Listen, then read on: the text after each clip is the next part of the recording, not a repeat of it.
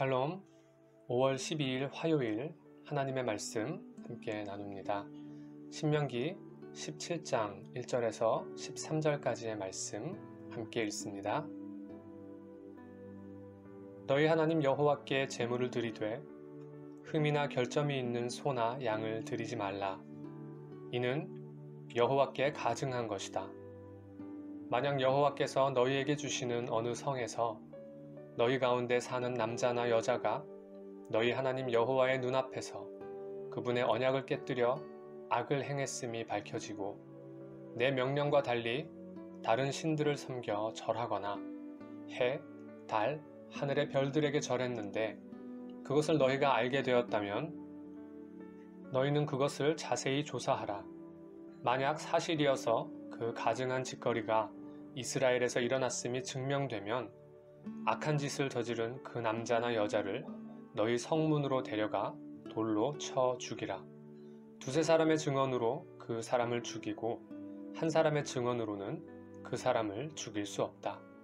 그들을 죽일 때 그 증인들이 먼저 손을 대고 그 다음에 온 백성이 손을 대라. 이같이 해 너희 가운데서 악을 없애라. 만약 너희가 판결하기 어려운 사건이 너희 법정에 올라오면 피 흘린 일이든지 소송이든지 구타한 일이든지 간에 그 사건을 너희 하나님 여호와께서 선택하신 그 장소로 가져오라. 레위 사람들인 제사장들과 그때 업무를 담당하고 있는 재판관에게로 가라. 그들에게 물으면 그들이 판결을 내려줄 것이다. 너희는 여호와께서 선택하신 그 장소에서 그들이 너희에게 주는 그 결정에 따라 행동하라. 또 너는 그들이 내게 알려주는 모든 것대로 지켜 행하라. 그들이 너희에게 가르치는 법도와 그들이 너희에게 주는 결정대로 행동하라.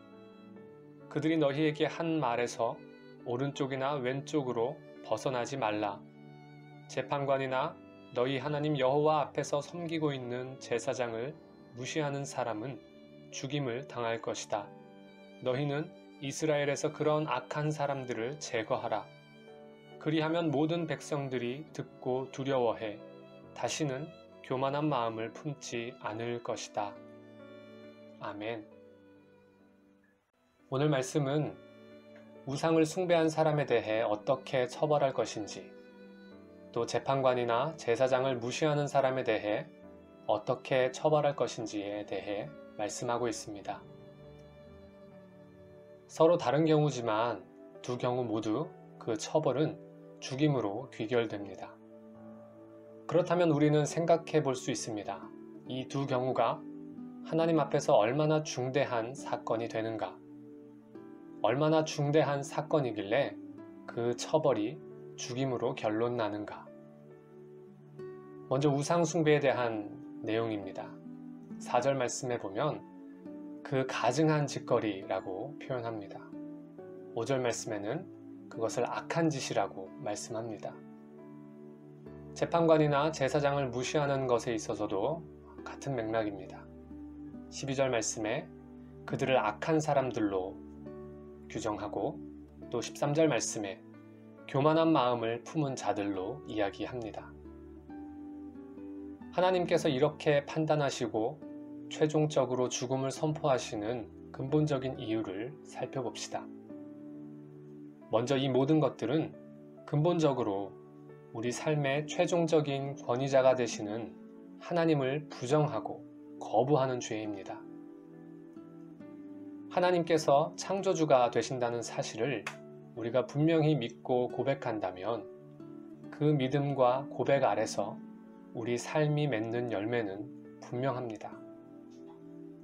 바로 창조주 하나님의 피조물 되는 나에게는 오직 하나님으로부터 주어지는 말씀만이 모든 판단과 행동의 기준이 된다는 사실입니다.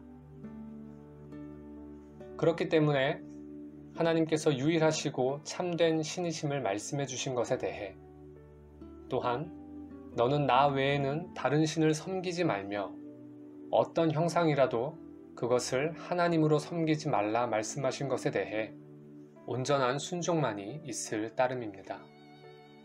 이것은 곧 나의 존재론적 가치가 피조물의 위치에 있음을 알고 그 위치에 순종함으로 살아가는 것입니다.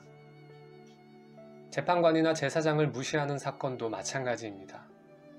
재판관이나 제사장은 하나님께서 정한 방법대로 예배를 인도하고 또한 공정한 판결을 통해 하나님의 공의를 드러내도록 하나님께서 세우신 사람들입니다. 이들이 기본적으로 그 직무를 잘못 수행하지 않는 이상 백성들은 이들이 가르치는 법도와 결정대로 행해야 합니다. 이들을 통해서 하나님의 다스림과 통치가 이루어지는 것이기 때문입니다. 따라서 이들을 무시한다는 것은 곧 하나님께서 세우신 질서를 부정하는 것이요, 하나님의 다스림과 통치를 거부하는 것이고, 나아가서는 하나님을 무시하고 부정하는 것이 됩니다. 하나님의 질서를 거절하고 하나님의 다스림과 통치를 벗어나려는 것은 하나님 앞에서 우리의 위치를 망각하고 창조주 하나님을 거부하는 크나큰 죄악이기에 하나님은 그것을 죽음으로 다스리십니다. 설사 우리의 육신이 즉각적인 죽임을 당하지 않는다 할지라도 그 영혼은 하나님 앞에서 영원한 죽음의 형벌을 받을 수밖에 없는 것입니다. 여러분 기억하십시오. 우리의 삶은 하나님의 질서 아래, 하나님의 다스림과 통치 아래 있을 때에 가장 행복하고 가장 아름다울 수 있습니다. 그 아래에 있을 때에 우리는 생명을 얻습니다. 나는 오직 주의 인자하심을 의뢰하여 싸우니 내 마음은 주의 구원을 기다리고